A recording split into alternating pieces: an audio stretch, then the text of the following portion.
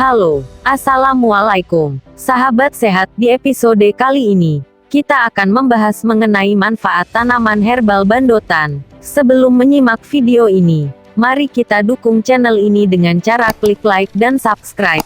Terima kasih. Khasiat terhadap penyakit, demam, malaria, sakit tenggorok, radang paru, pneumonia, radang telinga tengah, otitis media, perdarahan, seperti perdarahan rahim, luka berdarah, dan mimisan, diare, disentri, mulas, kolik, muntah, perut kembung, pegal linu, mencegah kehamilan, badan lelah sehabis bekerja berat, tumor rahim, dan perawatan rambut. Ringkasan, bandotan tergolong ke dalam tumbuhan ternak semusim, tumbuh tegak atau bagian bawahnya berbaring, tin. Nama latin, Ageratum conizoides L. Family, Compositae, Asteraceae. Deskripsi lengkap, bandotan tergolong ke dalam tumbuhan ternak semusim, tumbuh tegak atau bagian bawahnya berbaring, tingginya sekitar 30-90 cm, dan bercabang. Batang bulat berambut panjang, jika menyentuh tanah akan mengeluarkan akar. Daun bertangkai, letaknya saling berhadapan dan bersilang, Compositae. Helaian daun bulat telur dengan pangkal membulat dan ujung runcing. Tepi bergerigi, panjang 1-10 cm, lebar 0,5-6 cm. Kedua permukaan daun berambut panjang dengan kelenjar yang terletak di permukaan bawah daun, warnanya hijau. Bunga majemuk berkumpul 3 atau lebih, berbentuk malai rata yang keluar dari ujung tangkai, warnanya putih. Panjang bonggol bunga 6-8 mm, dengan tangkai yang berambut. Buahnya berwarna hitam dan bentuknya kecil. Daerah distribusi, habitat dan budidaya bandotan dapat diperbanyak dengan biji. Bandotan berasal dari Amerika tropis. Di Indonesia, bandotan merupakan tumbuhan liar dan lebih dikenal sebagai tumbuhan pengganggu, gulma, di kebun dan di ladang. Tumbuhan ini dapat ditemukan juga di pekarangan rumah, tepi jalan, tanggul, dan sekitar saluran air pada ketinggian 1-2,100 meter di atas permukaan laut (dpl). Jika daunnya telah layu dan membusuk, tumbuhan ini akan mengeluarkan bau tidak enak. Cara memanfaatkan dan resep. Bagian yang digunakan untuk obat adalah herba, bagian di atas tanah, dan akar. Herba yang digunakan berupa herba segar atau yang telah dikeringkan. Indikasi, herba bandotan berkhasiat untuk pengobatan demam, malaria, sakit tenggorok, radang paru, pneumonia, radang telinga tengah, otitis media, perdarahan, seperti perdarahan rahim, luka berdarah, dan mimisan, diare, disentri, mulas, kolik, muntah, perut kembung, keseleo, pegal linu, mencegah kehamilan, badan lelah sehabis bekerja berat, produksi air seni sedikit, tumor rahim, dan perawatan rambut. Akar berkhasiat untuk mengatasi demam. Cara pemakaian. Untuk obat yang diminum, rebus 15-30 gram herba kering atau 30-60 gram herba segar. Cara lain, tumbuk herba segar, lalu peras dan air perasannya diminum. Untuk pemakaian luar, tumbuk herba segar sampai halus.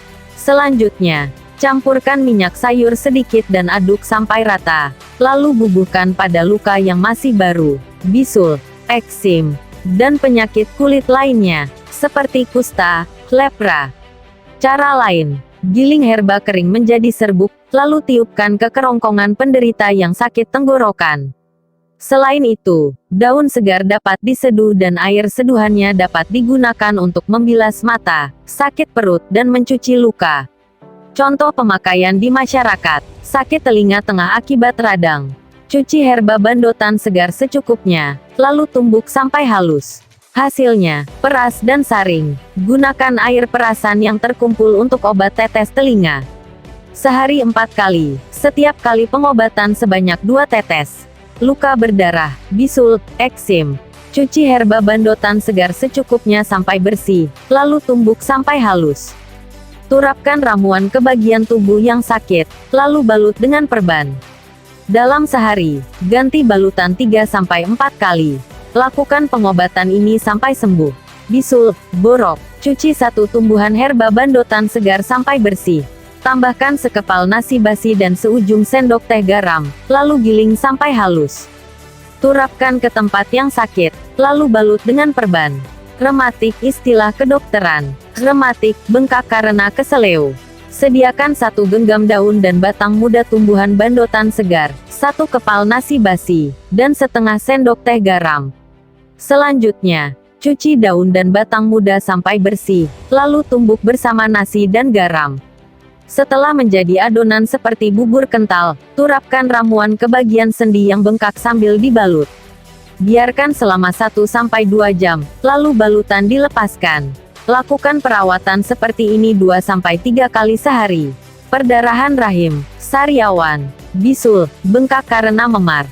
Rebus 10-15 gram herba bandotan dalam 2 gelas air bersih sampai tersisa menjadi 1 gelas. Setelah dingin, saring dan air saringannya diminum sekaligus. Lakukan 2-3 kali sehari. Tumor rahim, rebus 30-60 gram herba bandotan kering segar atau 15-30 gram herba kering dalam 3 gelas air sampai tersisa menjadi 1 gelas. Selain direbus, herba segar dapat juga ditumbuk. Air rebusan atau air perasannya diminum 1 gelas sehari. Sakit tenggorokan. 1. Cuci 30-60 gram daun bandotan segar sampai bersih, lalu tumbuk sampai halus. Selanjutnya, peras dan saring. Tambahkan larutan gula batu ke dalam air perasan secukupnya dan aduk sampai rata. Minum ramuan dan lakukan 3 kali sehari. 2. Cuci daun bandotan secukupnya, lalu jemur sampai kering. Selanjutnya, giling sampai menjadi serbuk. Tiupkan serbuk ke dalam tenggorokan penderita malaria influenza. Rebus 15-30 gram herba bandotan kering dalam 2 gelas air sampai tersisa menjadi 1 gelas. Setelah dingin, saring dan minum sekaligus. Lakukan 2 kali sehari. Perut kembung, mulas, muntah. Cuci 1 buah tumbuhan bandotan ukuran sedang sampai bersih, lalu potong-potong seperlunya. Rebus dalam 3 gelas air sampai tersisa menjadi 1 gelas. Setelah dingin, saring dan minum sekaligus.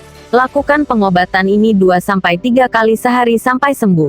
Perawatan rambut. Cuci daun dan batang bandotan segar sampai bersih, lalu tumbuk sampai halus. Oleskan hasil tumbukan ke seluruh kulit kepala dan rambut. Tutup kepala dengan sepotong kain.